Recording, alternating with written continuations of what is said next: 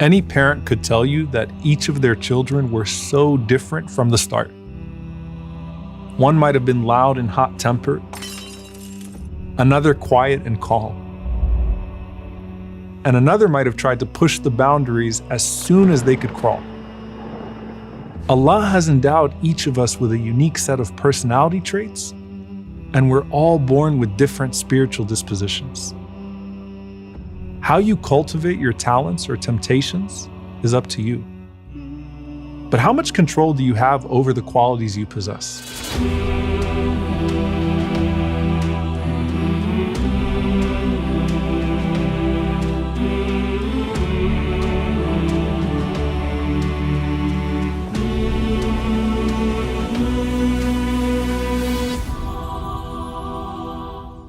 كُلٌّ يَعْمَلُ عَلَى شَاكِلَتِهِ. Everyone acts according to their nature. Everyone is born with the nature Allah created them upon.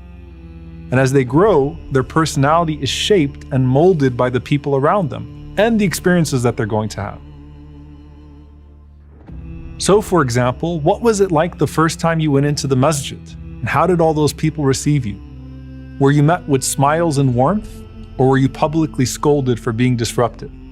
These early experiences are going to dictate how comfortable you feel in large crowds. And more importantly, how comfortable you feel in the masjid. How was the prayer introduced to you? Was it introduced to you as a burden or a blessing? Did your parents teach you why you pray and then positively affirm you after you prayed? Or did you feel like it was forced on you with no explanation and then you were just disciplined if you failed? In many cases, your parents are the first window into the reality of Islam in all of its aspects.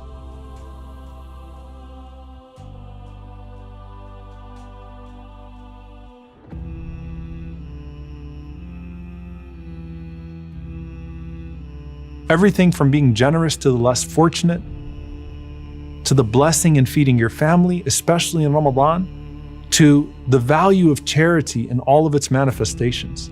Abdullah ibn Umar radiallahu ta'ala anhuma would not have a meal at his home without an orphan at the table. And he said that was directly tied to what he learned from his father about the importance of feeding the orphans. But some things are not influenced by anyone, and you just find yourself naturally drawn to them. Some children are extroverts and they thrive in large groups. And some children grow up introverted, enjoying their own inner world with their idea of fun being engrossed in a book, but hopefully not social media apps. Some kids can find discipline and responsibility to be hard. Other kids grow up being responsible and independent for their age. Some kids hate doing chores. Other kids love the idea of being helpful to their family. But it's not only the positive things that get imprinted onto us.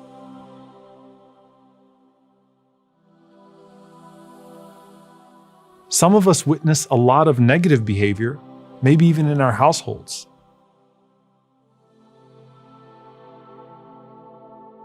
As a child, seeing your parents argue can shake your world, and you can end up internalizing the way that they dealt with their emotions.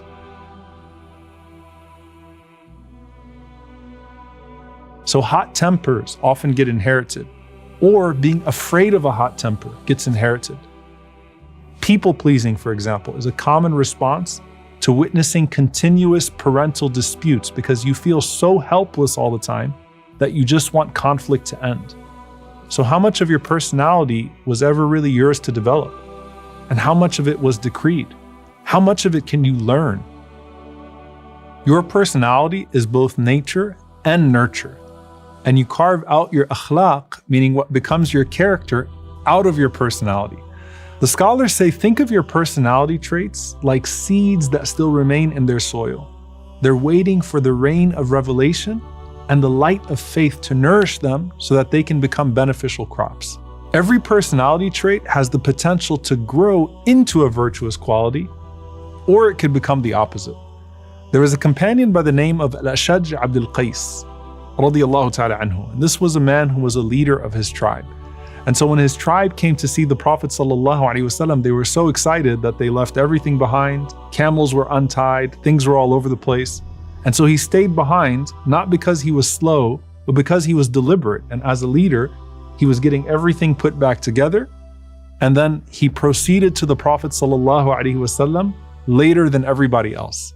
And when he got to the Prophet ﷺ, he wasn't condemned. In fact, the Prophet ﷺ said, "Inna fika khaslatayni yuhibbuhum Allah, al-hilmu wal-ana." Verily, you have two qualities that Allah loves. Your hilm, which is your patience with the people, and al-ana, which is how deliberate you are. Hilm is when you're forbearing, you can tolerate people. Al-ana is when you're calculated, you want to make sure that everything is in order. Now, both of those qualities can be mistaken for something negative. You could see al-hilm as disgrace. You could see al-ana, which is being very deliberate, as being slow and having a lot of self-doubt. But they're not. And in another narration, the Prophet ﷺ said to him, al-hilmu wal-haya. It's your forbearance and your shyness. Shyness can be mistaken for weakness, but it's not. So now he's all happy and he says to the Prophet ﷺ, Ya Rasulullah, did I acquire these traits? Or did Allah create these traits within me? The Prophet ﷺ said, rather Allah put them in you, meaning you were born with these traits. And he responded and said, Alhamdulillah alladhi jabalani ala khuluqayni ahabbahumullah. All praises be to Allah who shaped me with two qualities that He loves. So they're God-given traits because they start as seeds when you're born, created by Allah, and then Allah guides the individuals to draw out the potential from their unique personalities. Now, forbearance, patience, and modesty are made easy if a person is naturally introverted. So the seed of introversion can give these fruits through the guidance of Allah subhanahu wa ta'ala with your striving. But even if these qualities come harder to you, they can still be acquired. That's why Allah subhanahu wa ta'ala says, وَالَّذِينَ جَاهَدُوا فِينَا لَنَهْدِيَنَّهُمْ سُبُلَنَا. Those who strive in our path, we will guide them to our ways. And that's why the Prophet ﷺ said, إِنَّمَا الْعِلْمُ بِالتَّعَلُّمِ وَإِنَّمَا الْحِلْمُ بِالتَّحَلُّمِ. Knowledge is through seeking knowledge, and likewise, forbearance is through practicing forbearance. How many people have you seen unlearn a bad temper? It's difficult, but the Prophet ﷺ says it is possible. And if you could learn forbearance and unlearn a bad temper, you can learn any good quality and unlearn any bad quality. And the reward is simply going to be greater for you because you had to strive harder to get to that station. حسن الأعمال نتائج حسن الأحوال وحسن الأحوال من التحقق في مقامات الإنزال. Good deeds are the results of good states, and good states arise from the stations wherein those who have spiritual realizations abide. You cultivate your potential by undoing even the worst of qualities and turning them into good ones. Instead of arrogance, you convert strength into courage. You put your eloquence into being a voice of truth instead of falsehood. The same things that made some of the Sahaba horrible enemies of Islam made them the greatest forebearers of Islam once they became Muslim and governed their traits with taqwa. The Prophet ﷺ said, people are like precious stones. The best of you in Jahiliyyah are the best of you in Islam if you have understanding and faith. And just like how it's sunnah to eat from what's closest to you, we run to Allah with the qualities that are closest to our personalities. And then just as we eventually move away further in the plate, we start to expand our personalities to focus on gaining those qualities that might not be easy, but they are beloved to Allah subhanahu wa ta'ala. And so they've become beloved to us. We become inspired by our friends and our families to expand our personalities, to try new things, to build new strengths and new talents. And when we have conversations and share moments together, we learn more about each other and expand our horizon. And while personality is the driving force behind your journey to Allah, it isn't the only factor that determines your life path.